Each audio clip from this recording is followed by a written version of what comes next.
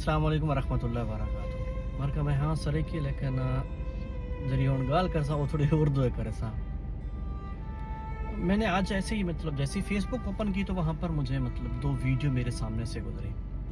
دو video تھیں وہ جناب مرحوم ذوالفقار کھوسہ صاحب کی قرآن خوانی کی تھی. دو ایک خوبصورت روایات بھی ہیں جیسے ہمارے جنوبی پنجاب کی روایات ہیں, بلوچ قوم کی, پٹھان قوم کی روایات ہیں. ان روایتوں میں سے دو خوبصورت روایتیں تھیں اور وہی دو روایتیں جو ہیں وہ ہم عام ورکر کے لیے سبق آموز بھی تھیں.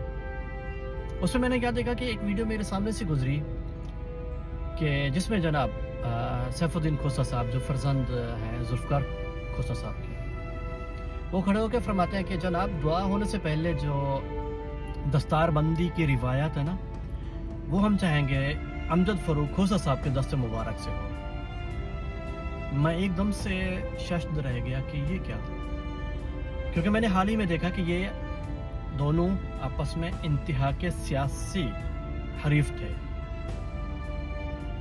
حریف بھی سخت اتنی حریف ہیں کہ پھر اگلا جو کام کر رہے ہیں کہ وہ دستار بندی بھی ان کے ہاتھ سے کرا رہے ہیں.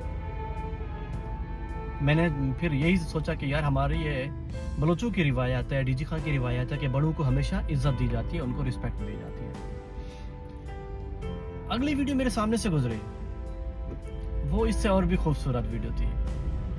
وہ یہ تھی کہ جناب عمار لغاری صاحب جو فرزند ہیں اویس لغاری صاحب کے, جو کھوسہ اور لغاری آپس میں انتہا کے سیاسی حریف ہیں.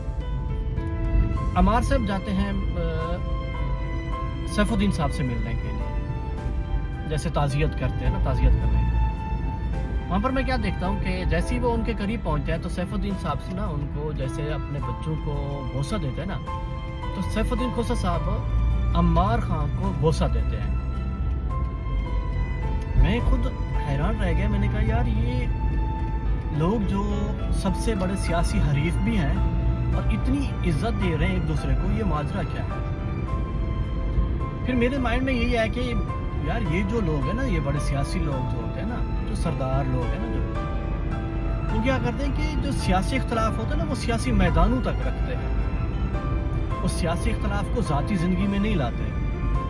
ہم عام ورکر کے لیے کہ یہی سبق ہے بھائی کہ دیکھیں جب وہ سردار لوگ, بڑے سیاسی لوگ اپنے اختلافات کو صرف سیاسی میدان تک رکھتے ہیں تو ہم لوگ ان کو اپنی ذاتی زندگیوں میں کیوں لے کے جاتے ہیں؟ میرے خیال میں ہم لوگوں کو بھی سوچنا چاہیے کہ جو سیاسی اختلاف ہوتے ہیں ان کو سیاسی ہی رکھنا چاہیے, ان کو ذاتی زندگی تک نہیں لانا چاہیے. امید ہے کہ اس سے ہم لوگ تھوڑا سا سبق سیکھ سکیں گے. اللہ حافظ.